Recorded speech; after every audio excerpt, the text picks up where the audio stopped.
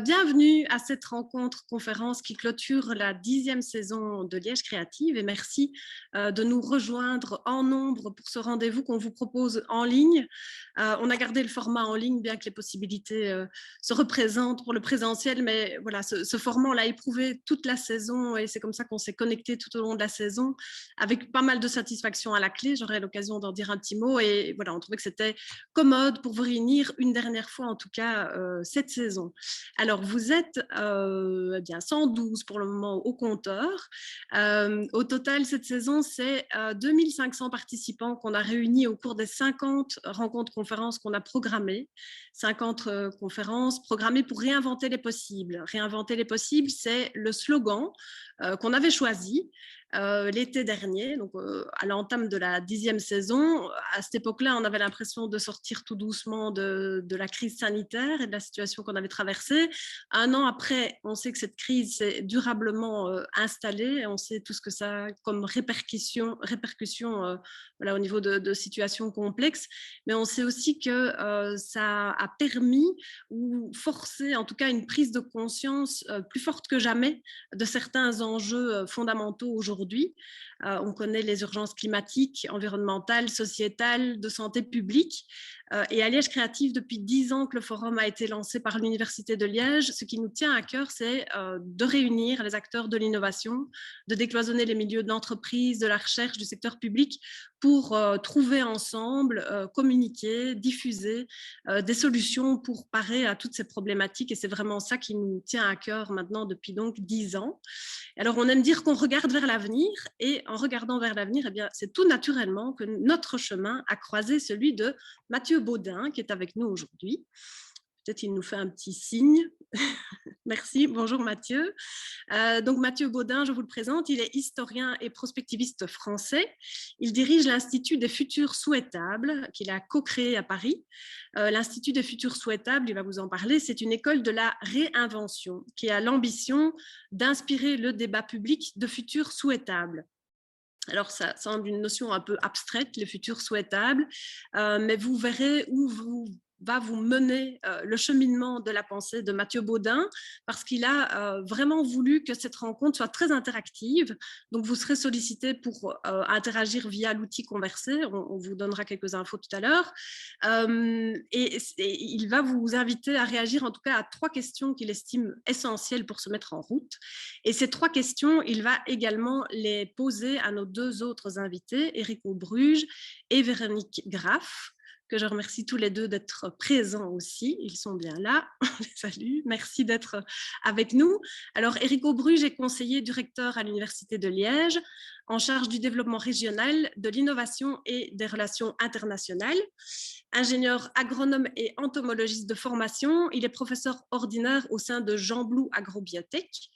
Depuis de nombreuses années, Éric Aubruge s'investit énormément dans des interactions fortes avec le monde économique et on peut dire qu'il est moteur de pas mal de projets innovants qui positionnent entre autres l'Université de Liège et la Wallonie comme terre d'innovation. Et c'est un rayonnement auquel contribue également Véronique Graff. Véronique Graff, elle dirige le pôle de compétitivité Greenwin depuis 6 ans. Dans ce cadre, elle travaille activement et vraiment dans une logique de partenariat fort également entreprise-recherche à la réindustrialisation et à la prospérité de la Wallonie, et ce dans les 3 domaines que couvre le pôle de compétitivité Greenwin, la chimie, la construction et l'environnement. Donc on imagine bien qu'elle a aussi un regard tourné vers l'avenir. Véronique Graff, par ailleurs, est diplômée de Jean Blou, donc il y a bien des points communs déjà entre nos invités. Formation qu'elle a complétée de plusieurs masters en management. Donc, Éric Aubruge et Véronique Graff se connaissent, de longue date d'ailleurs, ils nous l'ont raconté. Ils ont rencontré pour la première fois Mathieu Baudin il y a quelques semaines pour préparer et donner un peu le ton de cette rencontre. Nous allons donc nous laisser guider par Mathieu Baudin qui va nous dire comment imaginer des futurs souhaitables.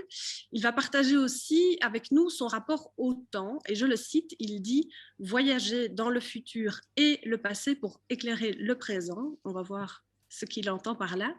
Et à propos de temps, moi, je vous donne juste une petite information pratique sur l'heure et demie que nous allons passer ensemble jusqu'à midi et demi. Donc là, tout de suite, je vais passer la parole à Mathieu Baudin. Vous avez vu que vos micros sont coupés. C'est parce qu'on est quand même assez nombreux. Donc, on va privilégier l'outil converser ou dialoguer selon vos ordinateurs pour échanger et répondre aux interpellations que nous ferons nos intervenants. Voilà, qu'est-ce que je peux encore vous dire? Oui, on compte vraiment sur votre participation active parce qu'on vous l'a dit, on voulait vraiment un format interactif, donc surtout répondez. Et toute l'équipe de Liège Créative est là en coulisses pour à la fois assurer la technique et éplucher le chat. Et donc j'en profite pour citer mes collègues, Marine et Nancy qui sont à la technique, Marie-Ève et Anne qui vont prendre note pour garder trace de nos échanges, Aurore et Karine qui épluchent le chat. Voilà, je remercie toutes mes collègues et je cède maintenant la parole à Mathieu Baudin. Merci beaucoup, merci pour l'invitation. Éplucheuse de chat, vous imaginiez ça comme métier quand vous étiez petite? Le monde évolue assez vite, je trouve. Éplucheur de chat, quelque chose d'assez poétique et assez à la Magritte un peu. On voit bien le tableau en train de, de faire le tri comme ça avec un économe, d'ailleurs, ça s'appelle comme ça. Merci aussi pour la présentation. Delphine, pour vous, alors, c'est abstrait, les souhaitables. Absolument hallucinant. Moi, c'est le seul truc d'ailleurs qui guide ma vie, c'est la volonté, c'est des objectifs, des horizons. Vous savez, les marins, ils n'ont pas peur de la tempête s'ils ont un horizon. Et après, ils choisissent le cap en fonction de leur maestria. Mais avoir un horizon, c'est quand même le truc le plus rassérénant quand on sait que notre période est une vaste incertitude. Donc, tout l'art de la prospective que je pratique à l'Institut des futurs souhaitables, c'est de voyager en incertitude. Et c'est de ça dont on s'est parlé la fois dernière quand on a eu le plaisir d'échanger ensemble. Nous sommes dans une ère d'incertitude, de plusieurs incertitudes, et ça fait longtemps qu'on y est. On y est plongé depuis la fin de la guerre, de la Seconde Guerre mondiale. On est dans une zone d'incertitude majeure qui était l'idée que la folie des hommes pouvait annihiler la nature humaine elle-même. C'est-à-dire que pour la première fois, on avait une capacité démiurgique avec le feu nucléaire qui pouvait nous rendre notre survie en question, alors qu'avant c'était circonstancié dans une région du monde. Et donc, ça nous a plongé dans une ère d'incertitude. Et il y a des philosophes qui ont essayé de nous donner des moyens pour voyager en incertitude.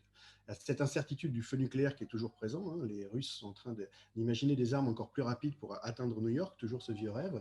Il y a cette prolongation de notre mode de vie qui semblerait nous menace aussi. Simplement vivre comme on a toujours vécu est menaçable pour notre avenir et notre destinée. Donc on a des incertitudes au pluriel. Et comment on voyage en incertitude? La clé finalement est là. Les scientifiques nous le disent, l'incertitude, ça ne veut pas dire qu'on ne sait rien, ça veut dire qu'on ne sait pas tout et qu'il faut faire avec. Et donc, une partie de la clé est là, c'est comment on se prépare à voyager en incertitude. Donc, dans l'Institut des futurs souhaitables, nous, on a des exploratrices et des explorateurs qui nous expliquent comment ils se préparent à voyager en incertitude. D'ailleurs, c'est leur grande préparation. Un tiers de leur voyage, c'est d'anticiper justement le fait qu'il pourrait arriver un certain nombre de choses. Donc, ils ont des outils, des attitudes, des aptitudes, des compétences. Et donc, quelles sont les attitudes et les aptitudes, de notre siècle à nous? Et donc, à l'Institut, on travaille sur les humanités au XXIe siècle pour être libre de choisir sa vie, qui est la finalité en termes d'éducation finalement, comme à la Renaissance, le libre examen que vous pratiquez encore en Belgique, c'est de donner la capacité à tout un chacun de pouvoir choisir sa vie. Alors, on l'a vu, et particulièrement depuis un an, notre mode de vie est fragile. Rien qu'à voir encore comment le destin de 12% de l'économie mondiale tenait dans la main d'un grutier qui savamment était en train d'enlever du sable dans le canal de Suez pour que l'autre puisse faire un petit décroché pour reprendre sa route normale. Il y a quelque chose quand même de l'ordre de là. On n'est pas serein sur le mode de vie qui nous a vu nous épanouir. Et puis, on peut se le dire, avec la pandémie, on l'a vu, on a quand même foutu l'économie à plat parce qu'on a acheté l'essentiel. Donc rien que philosophiquement en train de dire ça, c'est qu'on était un peu dans une aliénation. Donc non seulement le système est fragile, mais en plus on le voit qu'il est de plus en plus fragile. Et c'est normal puisque ce n'est pas un système qui a été pensé pour 9 milliards d'individus, c'est un système qui a été pensé pour 450 millions d'individus, 450 millions d'individus plutôt occidentaux, plutôt riches, plutôt Europe de l'Ouest avec les États-Unis et le Canada, et qui avaient à disposition les ressources entières d'une planète, grâce aux colonies, grâce à un certain nombre trucs géopolitiques. Et donc, il y avait cette idée qu'en résilience par rapport à une crise, la Seconde Guerre mondiale, ce système de consommation a donné du bonheur à une génération humaine, une génération assez exceptionnelle. C'est un peu, donc c'est nos parents, bravo à eux d'avoir vécu ça. Mais il y a quelque chose qui n'est pas prolongeable. C'est-à-dire que si on prend ce système avec 9 milliards d'individus et pas 450 millions, alors que la Terre, elle, n'a pas quintuplé par rapport à la gourmandise que demande ce système, eh bien c'est juste que le système d'exploitation n'est plus le bon. Et on peut se le dire de manière très apaisée, en fait. On est allé dans un système, bravo, mais on ne peut plus continuer, sinon on prend le risque de notre propre pérennité. Juste dire ça de manière assez apaisée, ça peut peut-être aller vers quelque chose d'autre. Et on est à ce moment de la métamorphose d'un papillon où on est encore chenille. On a du mal à essayer d'imaginer ce que pourrait rendre un autre état et les capacités que ça pourrait nous donner. Et vous savez, quand la chenille se transforme en papillon, même les biologistes ont choisi un nom. Il y a des cellules imaginales qui sont à l'œuvre dans la chenille, c'est-à-dire qu'il y a des cellules qui apparaissent.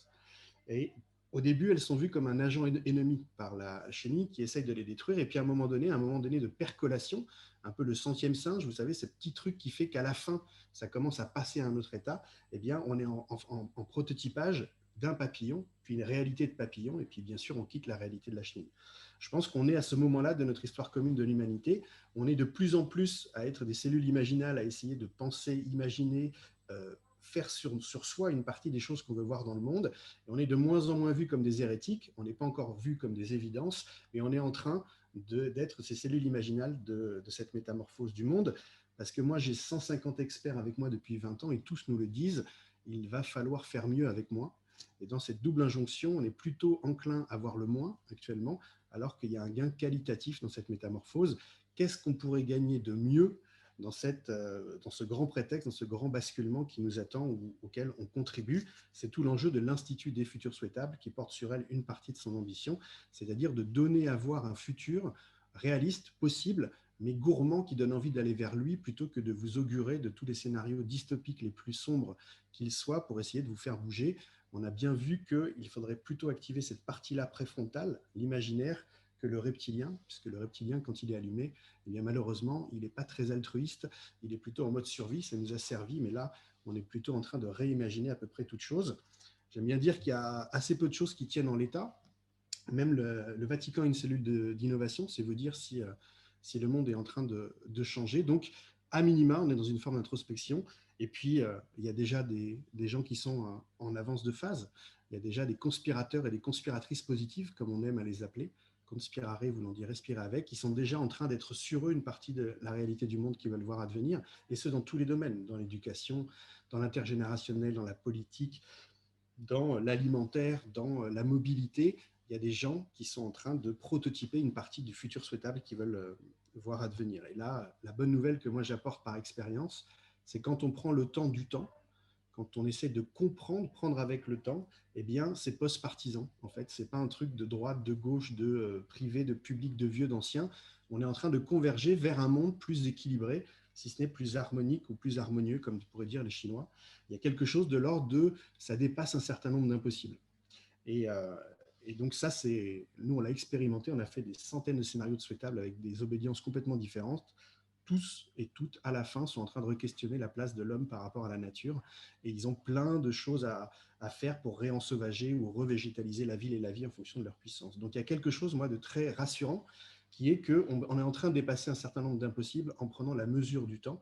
Et l'enjeu pour nous, c'est de prendre le temps. Il est urgent de prendre le temps. C'est un paradoxe, mais c'est ainsi.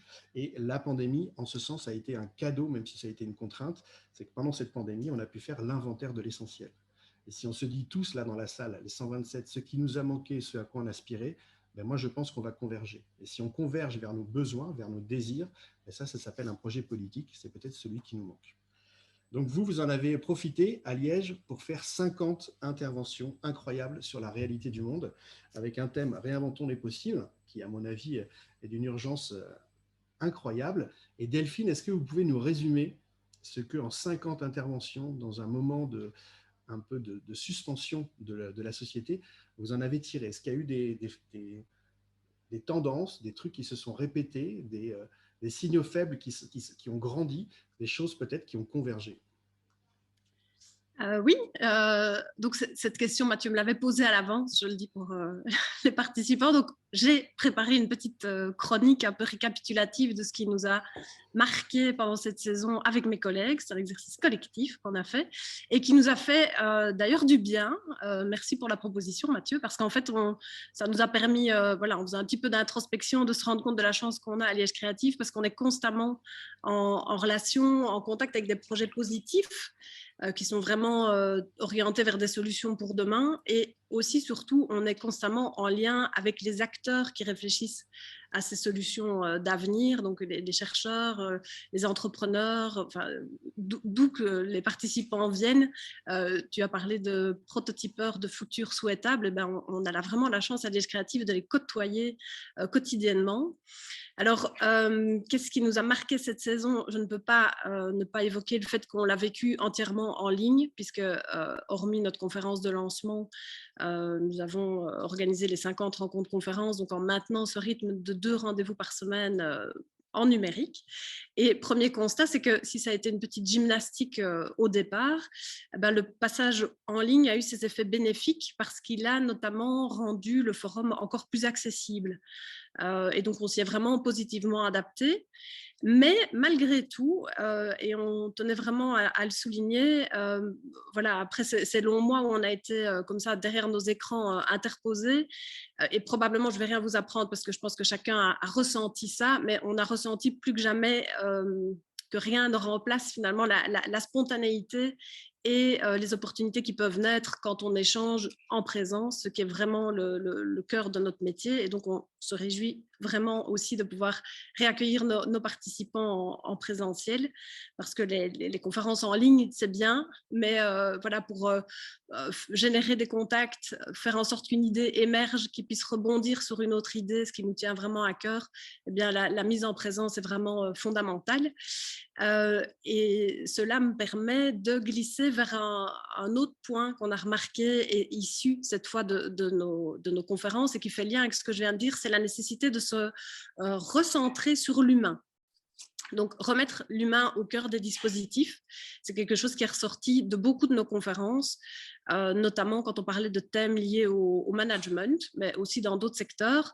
Donc, de nombreuses fois, on a vraiment évoqué cette nécessité de considérer l'individu, de reconnaître ses besoins, d'observer ses comportements, parfois avec un point de vue un peu d'ethnologue qui va voir comment on se comporte. C'est apparu dans beaucoup de conférences, notamment liées au NWO, donc c'est New Way of Working notamment, mais pas que. Aussi quand on a parlé de questions énergétiques, de consommation, de rénovation énergétique par exemple. Alors, on a conclu donc plusieurs conférences en rappelant l'importance d'impliquer les personnes ou les citoyens en tant qu'acteurs, donc les rendre acteurs de leur santé, les rendre acteurs de leur alimentation, en développant notamment des projets d'agriculture urbaine, acteurs de projets d'architecture ou de rénovation des espaces de vie en ville aussi, on l'a vu avec le Covid d'ailleurs, mais aussi en management, je l'ai dit.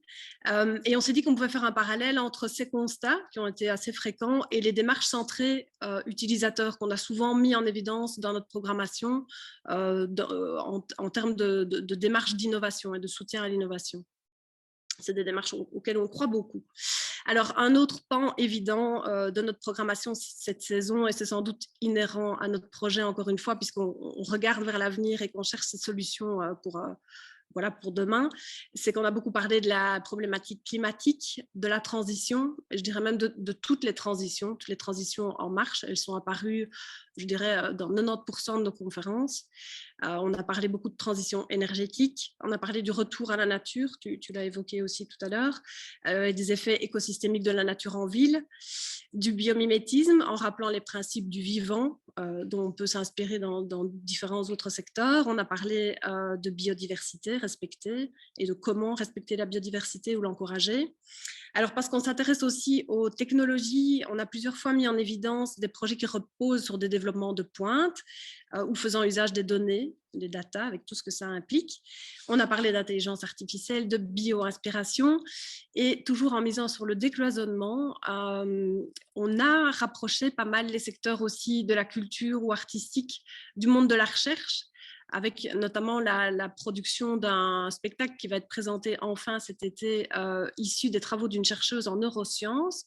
Et je l'épingle parce que je pense que quand on veut réinventer les possibles, il y a aussi vraiment un vaste champ du côté artistique et des propositions culturelles qui nous semblaient intéressantes de mettre en évidence.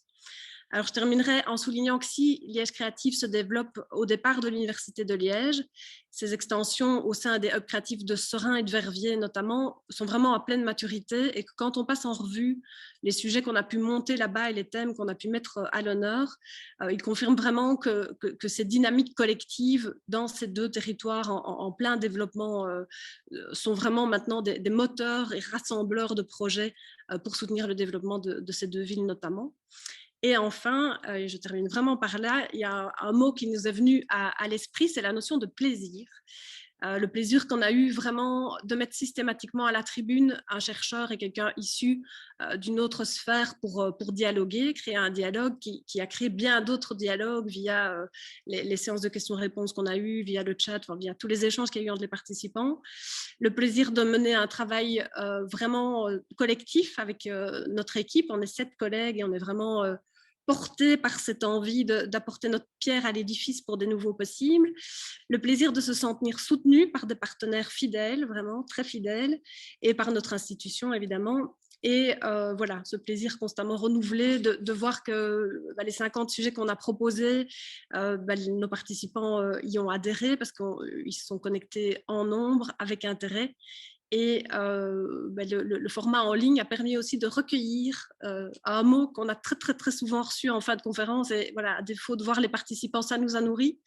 C'est des merci. Merci pour cette rencontre. Merci pour les présentations. Enfin voilà, on sentait qu'il y avait une satisfaction. Et donc, ce merci qu'on a souvent reçu, on vous le rend aussi parce que Liège Créatif, c'est vraiment une dynamique dans laquelle chacun est impliqué. Donc, merci de nous suivre. Voilà. Ce qui nous a marqué, Mathieu. Merci Delphine pour vos merci. La gratitude, c'est quelque chose qui ne coûte pas grand-chose, mais qui rapporte beaucoup, tant pour celui qui donne que pour celui qui reçoit. Donc merci d'organiser tout ça. Éric, Véronique, sur ce florilège quasi miscellané de l'année, la 10e saison, vos ressentis, est-ce qu'il y a des thématiques qui résonnent avec vos actualités respectives? Bonjour à tous et toutes, ravie d'être là aujourd'hui. Merci, puisqu'on est dans les merci, merci de m'avoir invité aujourd'hui à discuter avec vous. Voilà, c'est vraiment un plaisir et un honneur en même temps, Delphine, d'avoir été invitée, d'être là avec Éric Aubruge et Mathieu Baudin. Alors oui, moi j'ai évidemment beaucoup d'éléments qui ont été partagés ici et par Mathieu Baudin et par Delphine résonnent très très fort avec le travail qu'on fait et que moi j'observe. Quand on a préparé cette intervention, on a parlé de la notion de témoin. J'aime bien cette notion de témoin et pas de grand spécialiste, parce que c'est comme ça que je me considère en travaillant chez Greening. C'est un témoin de cette évolution. Je voyais Luc Cheffneux qui postait les travaux qui ont lieu actuellement à l'Académie des sciences.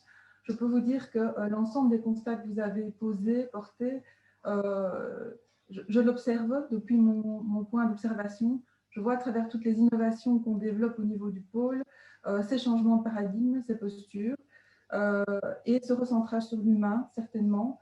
Les enjeux climatiques, je me souviens de certains échanges qui datent d'il n'y a pas très longtemps, il y a 3-4 ans, avec des experts du GIEC qui disaient « Mon Dieu, mais quand est-ce que vous allez bouger? Il faut non seulement réduire notre impact climatique, mais en plus, il faut penser à s'adapter. » Voilà, c'est là, pensons à un futur positif.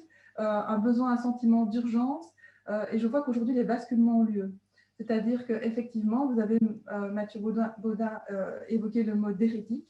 Quand on a créé Greening il y a 10 ans, on portait des sujets qui semblaient autant originaux qu'hérétiques, mais je pense qu'il y a vraiment eu un acte de visionnaire collectivement entre les acteurs de la recherche, les entreprises et le pouvoir politique, de vouloir créer un pôle de compétitivité qui mettait les enjeux du développement durable vraiment au cœur de son innovation. Donc oui, recentrer sur l'humain, les innovations qu'on voit se développer aujourd'hui, qui sont des innovations de système entre des entreprises, des universités, des centres de recherche, mettent clairement l'humain au centre, sont clairement orientées vers le futur. Donc on sait qu'on travaille pour des réalités qui verront le jour dans 10 ans peut-être, ou peut-être dans 5 ans, peut-être dans 20 ans, mais on y va. Donc on a des explorateurs avec nous sur notre territoire avec lesquels on a la chance de travailler. Et on en a quelques-uns autour de la table ici que je connais, donc ils se reconnaîtront. Donc voilà, oui, effectivement. Et alors le plaisir est un moteur absolu dans ce qu'on voit émerger dans les projets de pôle Green. Le plaisir de travailler ensemble, plaisir de porter son regard vers un futur incertain, mais pour lequel on sait qu'il va y avoir des développements. Vous savez, quand vous avez présenté Green, vous avez parlé de développement industriel. Ça peut sembler absolument incompatible avec les enjeux environnementaux et l'évolution de nos sociétés. Ben, ça dépend comment on les décline, ça dépend ce qu'on en fait et ça dépend comment on les met en œuvre. Voilà ce que je voulais partager avec vous, comme ça un petit peu à brûle pour point. Merci beaucoup. C'est Schumpeter, pardon, qui disait que toute révolution a 3 phases. La première, c'est qu'au début, c'est ridicule, ensuite, c'est dangereux, et après, c'est évident. Et moi aussi, j'observe un basculement. On est passé du ridicule, là où on était raillés comme des alternatives va-nu-pieds, à dangereux, vu l'écolo-bashing qui est en train de se faire actuellement au niveau politique, sur des petites anecdotes pour décrédibiliser à peu près toute chose. On n'est pas encore à l'évidence, mais on est passé quand même au stade 2, qui est que le modèle qui est en train d'émerger par la somme collective de toutes les initiatives et l'expérimentation commence à faire peur à des gens qui ne veulent pas changer, soit parce qu'ils ne savent pas comment. À mon avis, il y a aussi de la pédagogie à faire, soit parce que ça menace un certain nombre d'équilibres. Éric, votre ressenti sur Merci, cette année. monsieur. Bonjour à toutes et à tous. Moi, j'aimerais compléter la réflexion juste par une petite phrase, c'est qu'on ne connaît pas notre futur. On le souhaite, et vous le souhaitez, Mathieu, mais on connaît notre passé. Et je vais peut-être vous étonner, Liège est la région liégeoise, puisqu'on s'y trouve quand même virtuellement, un très long passé industriel. Et il faut aussi, quand on conçoit et qu'on souhaite et qu'on construit un futur, se tourner vers le passé. C'est un peu ce qui est en train de se faire maintenant aussi, par toutes les initiatives, quand on parle d'économie circulaire, de reuse, de toute cette considération de ce que l'homme a produit, l'homme a fait pendant de longues années. C'est ne pas, en tout cas, oublier ce que l'homme a fait avant, et donc c'est revenir avec cette idée de l'humain, comme à la fois Véronique et vous, Mathieu, vous l'avez énoncé, la place de l'homme là-dedans et la place de ce que l'homme a construit pour pouvoir mieux appréhender son futur. Je crois que c'est essentiel. Il y a beaucoup de projets du futur qui naîtront de ce que l'homme a déjà fait auparavant, mais en considérant les choses différemment, en les voyant différemment, et surtout, moi j'utiliserai un terme qui est le terme d'intégration. Il faut intégrer des disciplines, il faut croiser des disciplines, croiser des expériences pour pouvoir voir au mieux ce que sera notre futur. Alors, merci beaucoup, d'autant plus que moi je suis historien, donc je suis venu à tout ça en regardant les histoires justement cumulées de l'expérience humaine. Et récemment, je parlais avec François Tadei, qui est un monsieur chez nous, qui est un grand pédagogue, qui a créé le Centre de recherche interdisciplinaire.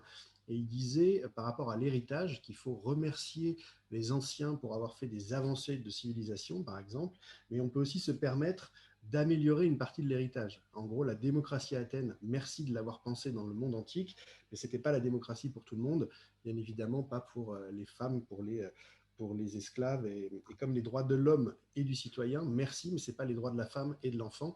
Il y a quelque chose aussi qui manquait dans ce panthéon d'amélioration empirique de l'humanité. Donc, on peut aussi se permettre de prendre de ce qu'il y a de mieux et d'essayer aussi de voir ce qui pourrait changer, et notamment quand vous dites recentrer sur l'humain, comme moi j'aime bien les controverses plus que les polémiques, il va falloir aussi repositionner l'humain là où il se devrait se mettre depuis longtemps, c'est-à-dire un parmi les égaux. Et si égaux, on pouvait l'écrire AUX, ça nous ferait gagner du temps, puisqu'on s'est mis au centre de toute chose à la Renaissance, ça nous a émancipés, et force est de constater que ça nous amène aussi peut-être dans une forme d'aliénation, et que s'imaginer et faire revivre le vivant qu'il y a en nous pour nous intégrer dans ce qu'on a mis à l'écart comme environnement, peut-être serait aussi une révolution copernicienne, comme justement se mettre alpha et oméga de toute chose. Donc, il y a vraiment une grande aventure. Et moi, je rebondirais sur le mot de plaisir. Plutôt que de dire qu'on est en train de gérer une situation qui s'érode, on est aussi dans une aventure dans laquelle on va pouvoir, s'affranchir d'un certain nombre de choses qui nous ont vu nous construire, ce qui peut être effrayant, mais ce qui peut être aussi excitant, et surtout retrouver une partie de l'essentiel, puisque moi je vois qu'on est en train aussi de redécouvrir une partie des choses que nos anciens, pour le coup, n'avaient pas oublié d'arrêter de faire. Et quand on est en train de magnifier le fait d'acheter en vrac, en y allant en vélo ou en tramway, il y a un retour vers l'essentiel qui fait qu'à l'échelle humaine de nos anciens, on se dit qu'on est peut-être allé loin dans un système et qu'on est en train de revenir peut-être à un certain nombre d'équilibres.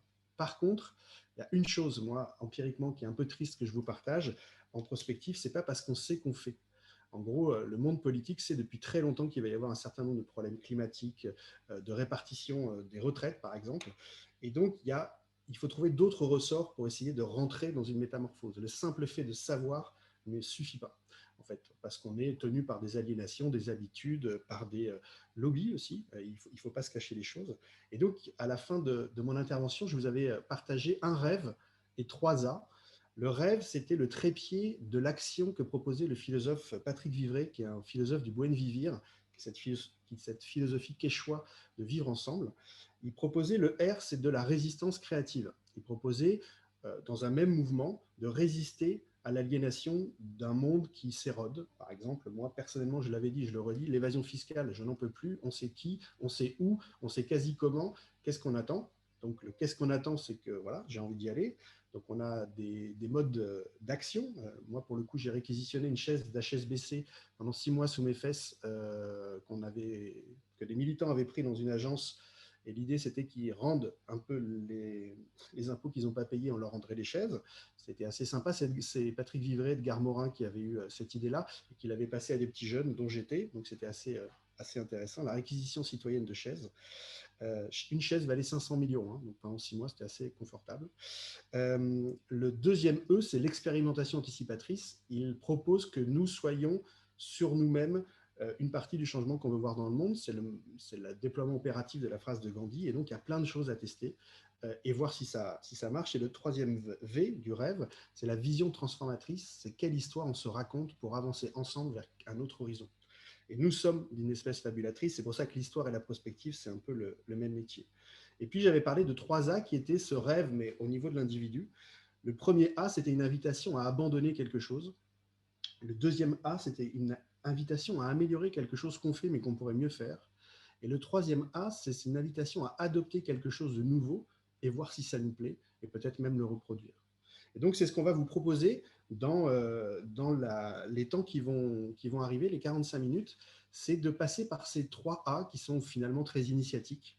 Et particulièrement le premier, j'ai la chance de faire un podcast avec Canal+ depuis 1 an. J'ai mis à profit aussi cette pandémie qui s'appelle « Dites à l'avenir que nous arrivons ». Et j'ai reçu Sandrine Roudot, qui est une utopiste radicale, qui a écrit Les Déliés et Les Suspendus, et qui, étonnamment, nous invite plutôt que d'imaginer le monde d'après, elle est un peu rentre dedans, est-ce qu'on ne ferait pas le bilan de nos liens d'aliénation? En gros, si on ne coupe pas ce qui nous lie au monde d'avant, comment on peut imaginer aller aisément dans le monde d'après? Et donc faire ce check-up de ce qui nous lie au monde d'avant, le confort, il y a un certain nombre de choses qui est assez délicieux dans la modernité, eh bien, il faut être lucide sur ce qui nous lie et le couper en conscience ou pas. Et donc le premier A, c'est ça. Et on aimerait vous inviter, dans l'outil conversationnel, à déposer quelque chose que vous voudriez abandonner, un truc que vous faites et finalement qui n'a plus lieu d'être dans le monde dans lequel vous aimeriez vivre, dans lequel vous êtes en train de vivre, dans lequel vous aspirez à vivre. Donc il y a un côté symbolique de délestage dans l'outil conversationnel. Délestez-vous de quelque chose que vous n'auriez plus envie de faire ou que peut-être vous ne faites plus, pour le coup. Et Eric et Véronique, vous saisissez au vol celle ou celui qui résonne en vous à ce moment-là de votre vie. Donc, est-ce que vous pouvez nous déverser dans l'outil conversationnel une partie des choses que vous voulez finalement plus faire,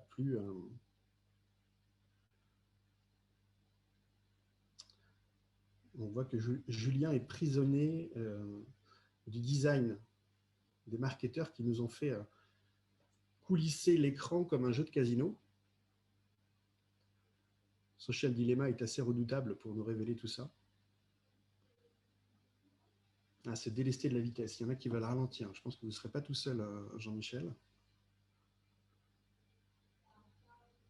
Courir dans tous les sens. Ouais. Moi, jogging, j'ai jamais rien compris. Les gens, ils sont poursuivis par personne et ils vont vers aucun but. Je comprends aussi votre interrogation. Isabelle, ma voiture. Ça va faire un changement.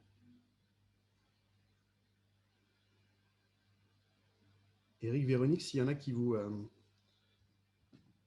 font raisonner, vous les prenez au vol. Mathieu, la voiture est aussi liée au temps. On veut gagner du temps. Le temps revient souvent. Absolument. À mon avis, c'est la clé. Hein. Je ne dis pas ça parce que je suis prospectiviste, mais l'urgence de ralentir. Nous, on avait comme projet, avant la pandémie, de faire une grande pause politique. Alors vous l'avez faite, hein, donc vous avez vu qu'on peut survivre. Mais de faire pendant 9 mois, on fait plus aucune. Enfin, l'Assemblée ne fait plus aucune loi nouvelle. Elle épluche déjà ce qu'elle n'a pas fait. Elle choisit librement de ne plus faire ce qu'elle a encore dans la liste. Et après, elle se reprend 9 mois pour voir là où elle veut aller. Et ce serait assez révolutionnaire. Tout le monde nous disait que c'était impossible. Force est de constater que la pandémie, elle nous a montré un certain nombre d'impossibles à dépasser. Ce qui est assez étonnant, c'est qu'on ne voit pas la notion d'argent ou de valeur. Justement, je pense que je l'ai capturé. Ça va vite. Hein. Vous êtes très. Oui. Il y a beaucoup de choses que vous voulez lâcher. Oui. C'est intéressant. Ici, me débarrasser. Alexandre, il veut se débarrasser de l'argent. Il me semble qu'il y en a un qui veut. Et ça, je trouve ça assez intéressant parce que, en tout cas, moi, ça me fait penser à un sujet qui est, je pense, au cœur des mutations de nos sociétés. Voilà, dont chaque individu fait partie forcément, c'est le succès financier des entreprises.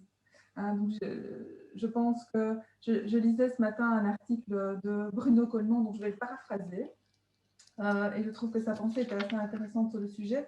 Il parlait du succès financier des entreprises qui ne doit plus être un aboutissement absolu, mais une contribution indispensable à la prospérité collective. Je vous laisse méditer ces quelques mots. Je pense que ça résonne assez bien avec cette logique, donc ce rapport à l'argent, cette logique financière, et certainement avec la manière dont on calcule la valeur de nos entreprises. Moi, dans le pôle de compétitivité dans lequel je suis, comment est-ce qu'on regarde le bon travail, hein, comment est-ce qu'on travaille correctement, on regarde la création de valeur ajoutée et donc la contribution à la croissance du PIB. C'est un élément qui est assez aliénant, voilà, et qui fait que la performance financière d'une entreprise, et donc cette aliénation à l'argent, au KPI financier, empêche finalement, bloque un petit peu toutes les pensées et tous les rêves qu'on pourrait développer. Maintenant, c'est une contrainte qui permet d'être très créatif aussi. Voilà, donc c'est un élément que je trouve intéressant. Et puis il y a le gaspillage. J'ai vu voilà, le PIB, je pense qu'on vient d'en parler. Il y a le gaspillage qui me fait penser à l'économie circulaire. Il y a quelque chose, moi, qui m'énerve beaucoup, et je pense que c'est lié à ma formation de bio-ingénieur des eaux et forêts qui plus est. C'est cette pensée linéaire de l'économie qu'on tend un petit peu à perdre, hein, pour le moment, à voir évoluer. Ça m'énerve de voir cette pensée linéaire alors que nous vivons dans un monde circulaire par essence. Voilà, Eric, j'ai des souvenirs émus de Krebs de mes études à Jean Blou. Mais donc ça, je pense que l'économie circulaire, la circularité des matériaux, sortir du gaspillage, pour parler du mot gaspillage. Voilà. Eric, vous avez une puissance quand même, parce qu'il suffisait de dire que l'argent n'était pas présent pour que la richesse arrive dans les fils de conversation, et surtout une reconsidération des richesses, et notamment des indicateurs de richesse. En gros, changer le thermomètre pour voir que la température, ce n'est pas celle-là, quoi. C'est ça. Il y a une question de but, d'objectif à redéfinir. Un autre point, je vois que ça défile, on voit rarement qu'on abandonne son GSM ou son smartphone. Il y en a qui vous laissent déconnecter quand même des… Oui, déconnexion, on voit, mais déconnexion, c'est pas un abandon. Plus large. Matériellement, c'est un GSM, oui, voilà. C'est quand même un couteau suisse incroyable de la pensée. Oui. Moi, je pense que Diderot d'Alembert, ils auraient kiffé notre époque, quand même. Ça aurait fait plaisir de faire l'encyclopédie en 3 semaines, là, avec des Tibétains, je sais pas quoi. Donc, ça reste un outil, jusqu'à preuve du contraire. Et malheureusement… Le GSM est indispensable. effectivement. En tout cas, la connaissance Oui. est indispensable, puisque pour le coup, le GSM, je ne sais pas comment vous le pratiquez, mais Candy Crush, je ne suis pas sûr que ce soit... Non, j'ai pas de... Mais bon, en tout cas, ce qu'on peut y faire est indispensable. La potentialité de nous augmenter, dans le bon sens du terme, est important, à mon avis. Mais peut-on imaginer un futur sans connectivité numérique? Oh ben, de toute façon, il y a des futurs. D'ailleurs, j'ai vu que l'Académie des sciences avait un super titre, mais nous, on met des pluriels aux futurs souhaitables pour éviter les dogmes, justement. Et dans les futurs souhaitables, il y a des futurs déconnectés, des retours à l'essentiel. Il y a le low-tech a un grand avenir, hein, pour le coup. Et toujours, ça va à l'essentiel. Donc, si ça nous permet de revenir à l'essentiel, ça me permet d'être un outil intéressant. Quoi d'autre en rebond? L'équipe de Liège Créative, est-ce que vous avez le temps de d'éplucher le chat? Je répète. Et là, il y a 10 000 GI qui descendent dans une plage. Je répète. Donc, Mathieu, on voit de la redondance en fait, dans la compétition également, donc l'abandon de la compétition. On a également renoncé à ses rêves. Renoncer à ses rêves, vous voulez tuer les rêves. Ah ouais, sympa. Donc, un élément qui est plus atypique. Et alors, oui. On a également de la redondance dans tout ce qui est contrainte, complexité, qui revient régulièrement. Alors, juste rebondir sur abandonner ses rêves, donc c'est forcément original, hein, mais je pense qu'il y a beaucoup déjà de gens qui ont abandonné leurs rêves. C'est pas vraiment.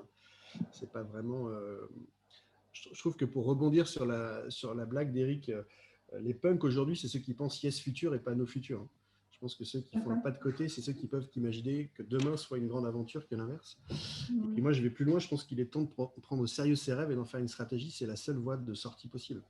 Donc, sur les rêves, je suis un peu... Je pense que l'idée, c'était d'abandonner, de renoncer. En tout cas, moi, je l'ai comme ça.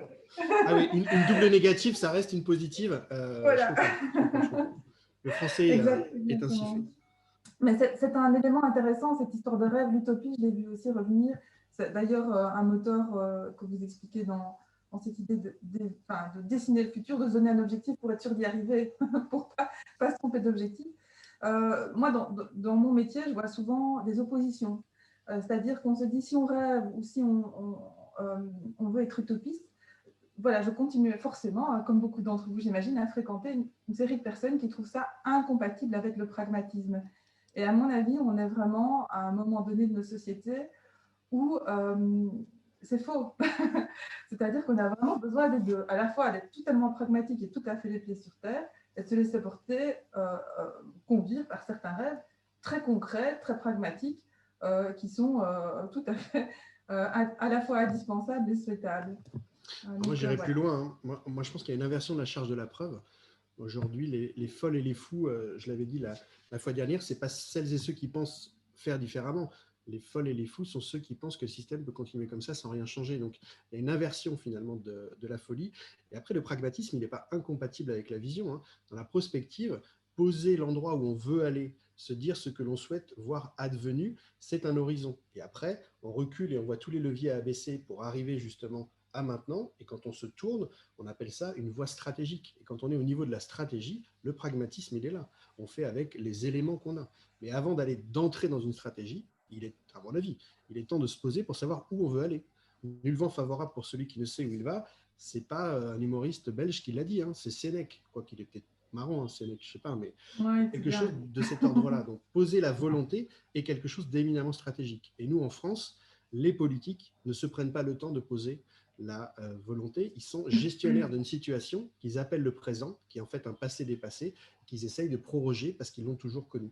Donc, prenons le temps d'imaginer ce que l'on souhaite et on verra que peut-être qu'on converge de manière post-partisane, ce qui pourrait être une manière de faire de la politique différemment. Arrêtez de renoncer à ses rêves. Ouais, je comprends. Et vous avez le droit de ne pas aimer les rêves non plus. Hein. Donc, on est libre. Merci beaucoup pour ce cadeau que vous nous faites. Donc avec une petite difficulté que j'aime bien, mais là on n'a pas le temps, c'est que dans le monde du futur, en fait, on ne jette pas, on recycle. Et donc il y a un exercice qui est assez délicieux, c'est de relire tout ce qu'on s'est dit et de voir ce qu'on pourrait recycler. Et donc c'est assez toujours étonnant de recycler la cupidité, la célérité, des indicateurs pourris, enfin bref, et quelque chose de cet ordre-là. Mais des fois, on y arrive toujours en touchant l'essentiel. Le deuxième A, et là j'aimerais que le hasard, vous savez, le kairos grec, ce hasard qui sourit aux âmes bien préparées, on va vous mettre par 2, Karine, 3. On va vous mettre par 3 et donc le hasard va vous faire rencontrer des gens incroyables et vous allez vous dire ce que vous améliorez, ce que vous voulez améliorer, ce que vous améliorez déjà peut-être. Et si vous améliorez déjà, comment vous avez commencé? C'est quoi le premier petit pas que vous avez réussi à faire? Si vous voulez améliorer et que vous n'y arrivez pas, partagez aussi vos difficultés du moment. On n'est pas à l'abri peut-être de les dépasser le temps des 10 minutes qui vont vous voir vous réunir. Donc 3 minutes par personne, quelque chose que vous êtes en train d'améliorer. Peut-être que vous mangez moins de viande, peut-être que la voiture elle est déjà au garage, peut-être que vous avez changé de banque, peut-être qu'il y a plein de choses à faire. Un truc ici et maintenant à optimiser, et vous vous le dites avec toute l'intimité du Zoom, personne n'ira vous voir, donc dites bien ce que vous êtes. Donc ce moment-là, c'était un moment cadeau, c'est entre vous, on va pas se le partager. S'il s'est passé des choses, tant mieux. Si ça a été un moment agréable, le plaisir, on l'a vu, c'était déjà une partie de la clé de cette résilience dans laquelle nous sommes. Le dernier A qu'on va partager maintenant, c'est le A de la nouveauté. C'est le A de qu'est-ce que vous aimeriez adopter, c'est-à-dire faire, expérimenter, tester un truc, ça fait longtemps que vous voulez le faire. Vous n'avez pas encore franchi le pas pour X ou Y raison et ce n'est pas bien grave. Est-ce que vous pouvez mettre dans l'outil de conversation des choses que vous avez à l'idée de tenter, d'expérimenter pour faire différemment quelque chose, juste pour expérimenter? Ça ne veut pas dire que ça va être ad vitam, juste on va le tester. Par exemple, ne plus manger de viande le lundi, pour celles et ceux qui veulent commencer à être flexitariens, il n'empêche que c'est quand même une petite expérimentation, c'est pas facile, on n'a pas toujours fait ça, et puis quand on le fait finalement, on voit que le mardi, il y a moyen aussi peut-être de continuer l'expérience. Donc est-ce que vous pouvez mettre dans l'outil conversation des choses que vous aimeriez adopter, et Eric et Véronique, je vous invite à capter ce que vous avez, ce qui résonne en vous dans ce que vous allez lire. Moi, j'ai capté, Mathieu, des gens qui se mettaient en route. Ouais. Moi, j'aime bien. C'est-à-dire que, j'avoue, j'ai préparé un petit peu cet exercice avec ma fille de 13 ans. Et je lui ai dit, tiens, tu ferais quoi, toi, tes 3A? Il y en a, pour l'adopter, elle a dit, commencer à le lire, commencer à se bouger concrètement, ne pas se contenter de rester dans un fauteuil en cuir à signer des contrats et des documents et des rapports. Donc voilà, je trouvais ça pas mal. Et je pense que c'est une bonne façon. Je vois qu'il y a plein de gens qui sont prêts à se mettre en route et à marcher sur des chemins de Compostelle ou ailleurs. Ça me paraît. Mais déjà, c'est un moyen très ancien de prendre le temps du temps, le pèlerinage d'ailleurs, quel que soit l'objectif. On se rend compte, Mathieu, que la maîtrise du temps est quelque chose de capital pour l'homme, hein, et pour nous, en tout cas. Hein. Et particulièrement dans ce moment où, en effet, ça s'accélère. Mais toute génération humaine, quand on voit les témoignages des années 50 ou des années 30 ou la fin du 19e dans la belle époque, ils avaient l'impression que ça s'accélérait.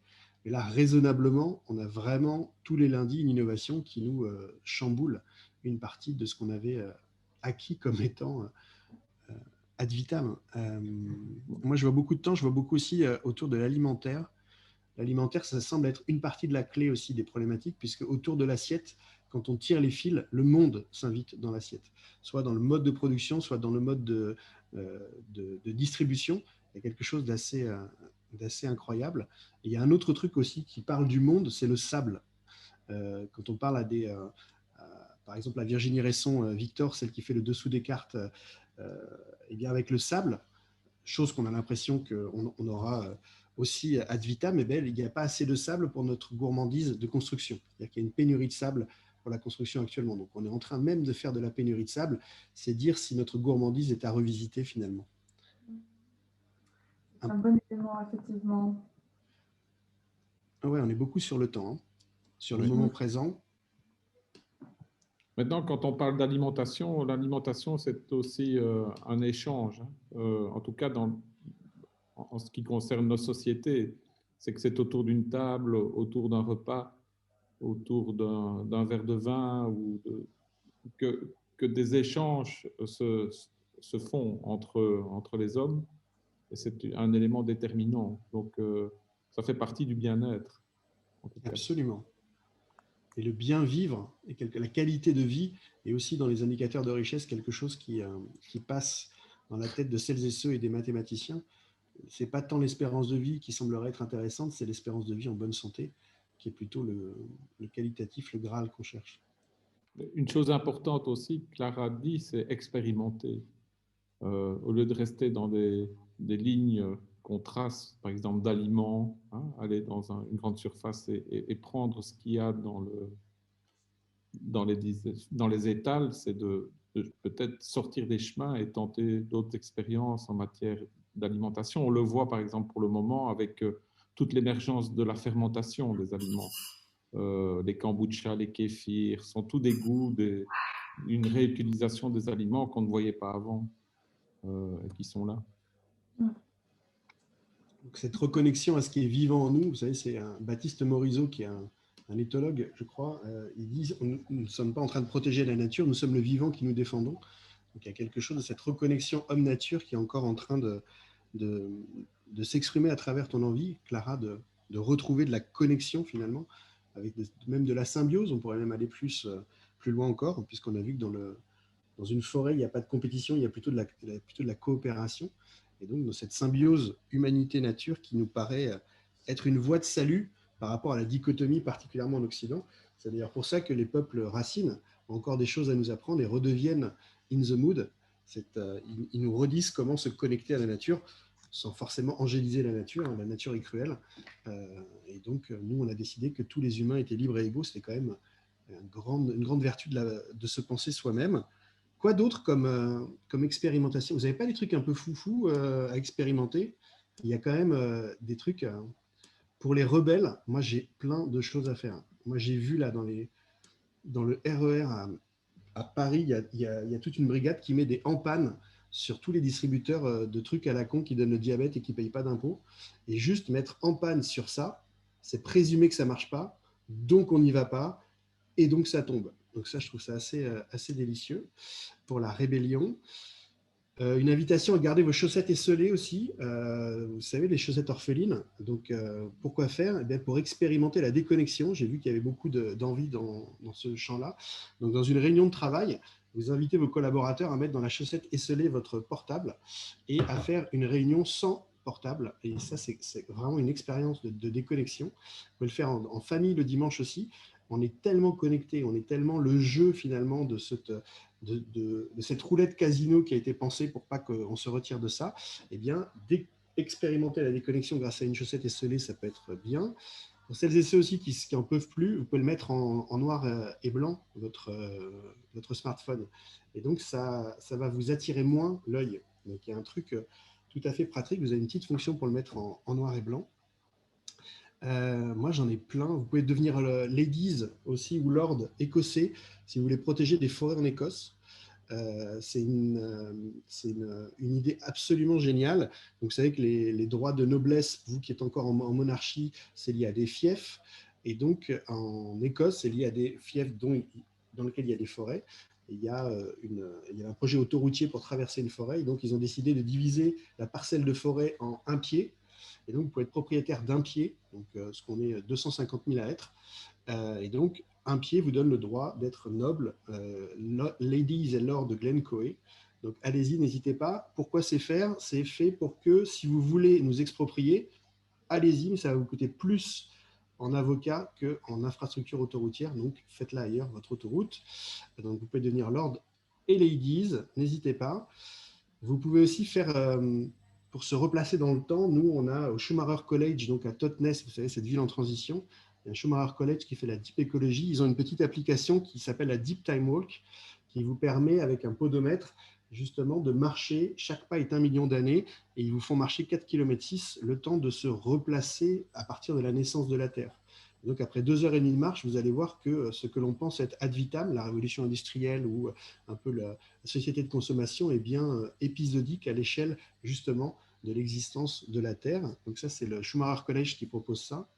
Vous avez il y a plein de choses à faire. Si vous voulez aussi pour l'écart salarial, il y a We Do Data, qui est une agence de data design, qui a créé le pariteur. Donc, vous allez sur le pariteur, sur votre Lilo ou sur ce que vous utilisez de responsable pour aller sur Internet. Donc, le pariteur, c'est à partir des données, donc là, pour le coup, française, Ipsos, les écarts salariales entre les hommes et les femmes. Et si, messieurs, comme moi, vous êtes offusqués de ça, vous avez des lettres automatiques à envoyer au DRH de vos boîtes en fonction du niveau d'énervement et d'écart salarial. Donc, c'est assez délicieux. Il y a des affiches aussi à mettre à côté de la machine à café pour plus ou moins offusquer en fonction de l'écart. Mesdames, si les messieurs qui vous importunent, vous n'en pouvez plus, vous avez une 06 anti-relou qui a été développée aussi. Donc, vous avez un numéro de téléphone à donner à celles et ceux qui vous le demandent un peu trop instamment. Et ce monsieur se fera rappeler avec un petit message délicieusement moralisateur qu'il faut arrêter d'embêter les gens. Donc ça, c'est assez rigolo aussi. Il y a plein de petites choses à faire et de grandes choses à faire. Pour le coup, il y a aussi à mettre des chambres du futur au cœur des États. Il y a aussi un vice-premier ministre du temps long à mettre pour essayer que les ministres soient à être responsables de leur prise de décision sur le temps long. Il y a vraiment énormément de choses assez délicieuses. Mathieu, je voudrais rebondir sur ce temps long parce que ça fait partie des choses, je pense, qu'il faut vraiment adopter, c'est cette vision sur le temps long. Il faut la revendiquer, absolument. Je vais revenir encore une fois à ma formation de bio-ingénieur. J'ai fait les eaux et forêts. Et ce n'est absolument pas… c'est tout à fait logique de penser sur une durée de 50 ans quand vous vous occupez d'une forêt. Et c'est tout à fait logique de penser à la biodiversité, de penser au lien entre l'homme et l'environnement dont il va vivre et dont il va tirer des revenus, et de faire en sorte que cette valeur se reproduise sans s'éteindre. Et donc, je pense que si on arrive à le faire avec les forêts, on devrait pouvoir le faire un petit peu plus globalement dans toute une série de domaines avec lesquels on interagit aussi. Donc, merci de tendre cette perche. Absolument, mais oui, carrément. Et sur la biodiversité, il y a plein de trucs. Moi, j'ai téléchargé PlanteNet, pour ceux qui ne peuvent pas se passer de leur portable. PlanteNet, c'est le muséum d'histoire naturelle qui vous permet d'identifier toutes les espèces, en fait, que ce soit fleurs, que ce soit arbres. En fait, on connaît plus de logos que d'essences d'arbres, ce qui est un peu la réalité triste. Donc, comment on fait pour juguler ça? Les PlanteNet, moi, je me balade dans Paris et je vois qu'il y a plein d'essences.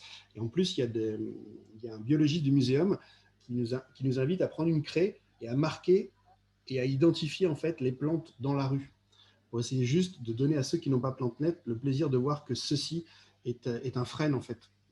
Et donc, avec ça, des jolis noms en plus. Avec des jolis noms, bien sûr. Donc, il y a énormément de choses. Il y a Florence Servan-Schreiber aussi qui dit si à la fin de la journée, vous vous mettez à écrire juste et à faire une introspection de la journée, à mettre 3 kiffs par jour, 3 trucs sympas qui vous sont arrivés, elle a prouvé scientifiquement, ça vous fait gagner 7 ans d'espérance de vie. Voilà, la philosophie positive, ça commence à être avéré que les ondes qu'on met dans la pensée, vous savez, ces tachyons qui peut-être un jour seront révélés, influent un peu sur notre propre présent. Et puis, si vous voulez aller dans l'équilibre, dans le GPS pour vous situer un peu dans le monde, je trouve que l'ikigai, cette espèce de joie de vivre d'Okinawa est assez intéressante. Donc, c'est la conjonction entre ce pourquoi vous êtes payé, ce pourquoi vous êtes doué, ce pourquoi le monde a besoin de vous et ce que vous aimeriez faire. Et finalement, c'est quelque chose de très mouvant. Et là encore, François Tadei, lui, il rêve d'un wikigai, que la somme de tous nos ikigai contribue au bien commun, à un intérêt général, ce fameux art de vivre ensemble et art de vivre à la bonne heure, qui est peut-être le projet politique qui nous manque. Delphine, c'est le moment de nous inviter dans l'avenir. De nous inviter dans l'avenir, c'est ça? Absolument, en septembre même. Ok, écoute, je voulais juste soulever qu'il y a beaucoup de personnes qui demandent la liste de toutes les super idées que tu as partagées. Évidemment, évidemment. Donc, avant de passer à la suite. Promis, je vous la donne. On est en train de travailler à l'Institut des Futurs Souhaitables sur un entrepôt d'armes de construction massive qui sont exactement ce que je vous ai raconté, mais esthétisées, avec la capacité qu'une fois que vous l'avez entendu, vous pouvez le saisir. Donc, en gros, il y aura des domaines et des niveaux de difficulté. Niveau 1, niveau 2, niveau 3. Par exemple, sur les déchets, niveau 1, vous prenez évidemment le soin de mettre dans les poubelles qui vont bien tout ce que vous devez trier, et puis vous économisez au mieux l'aliénation du monde. Niveau 2, vous prenez un deuxième sac quand vous partez en randonnée, vous prenez le sac de pique-nique, et puis vous prenez un sac où vous mettez dans le sac tout ce que vous ne voulez pas voir dans la nature et qui s'y trouve, toutes les aliénations des autres, mais sans jugement. Donc arrêtez de dire les gros cons, les gros cons, les gros cons. Donc c'est l'exercice le plus difficile. Hein. Et puis vous dégagez le second sac. Troisième niveau dans les déchets, vous organisez comme Ryder Novak une clean-up day. Et à date, vous allez, avec d'autres que vous avez motivés, dégager l'espèce de décharge sauvage que vous avez repérée, que vous ne pouvez pas voir dans votre lac préféré. Là encore, sans jugement, c'est le plus dur. Mais en tout cas, Rainer Novak, il a fait ça. Il y a 5% de la population de Lettonie qui s'est bougée. Et il y a 10 000 spots de décharge qui ont été dégagés en une demi-journée. Donc, c'est un niveau d'empouvoirment, qui est cette capacité qu'on a à faire les choses, qui grandit en fonction des actions, et ce, dans plein de domaines différents. C'est bien, ça boucle avec ce qu'on relevait tout à l'heure, de donner la capacité d'être acteur dans différents secteurs. Finalement, c'est à ça que tu nous invites. Mais c'est surtout à ça qu'invite l'époque. C'est pas moi, c'est l'époque qui nous invite à prendre au sérieux nos rêves, à en faire une stratégie. Et donc, on a un empouvoirment, qui est cette traduction d'empowerment, qui est un mélange de super-héros et d'énergie. En tout cas, je me dis qu'on est là une petite centaine. Si on adopte tous ces petits gestes, on va créer un mouvement comme ça qui va s'étendre au départ de Liège.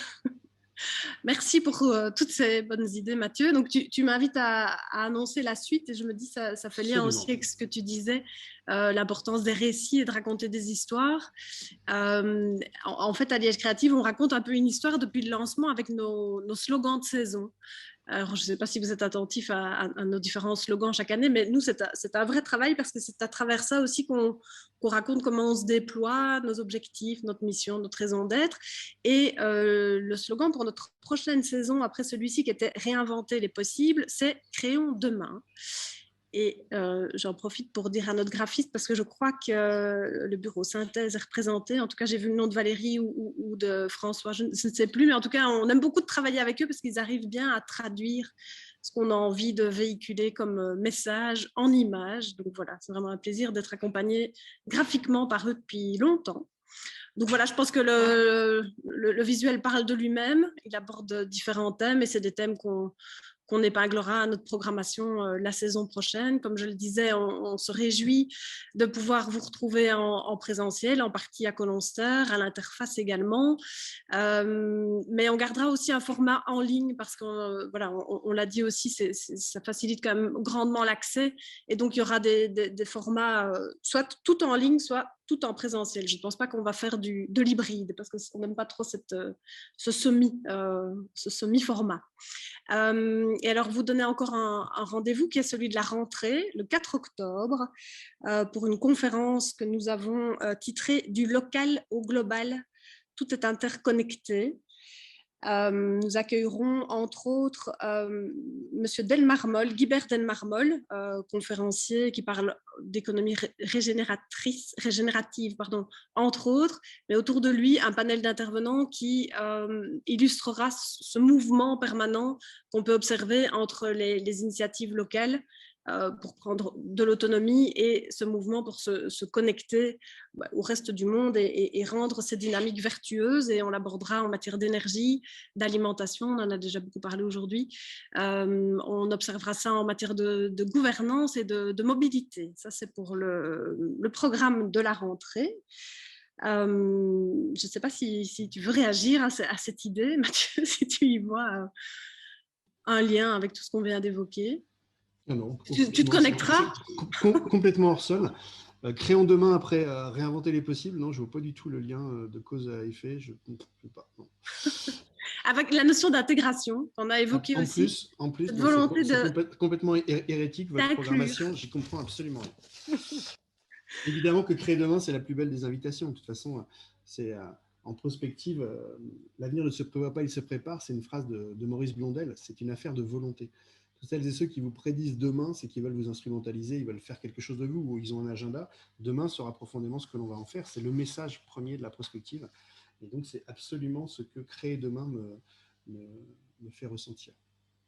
Voilà, ce sera l'impulsion et le ton de la 11e saison de Liège Créative.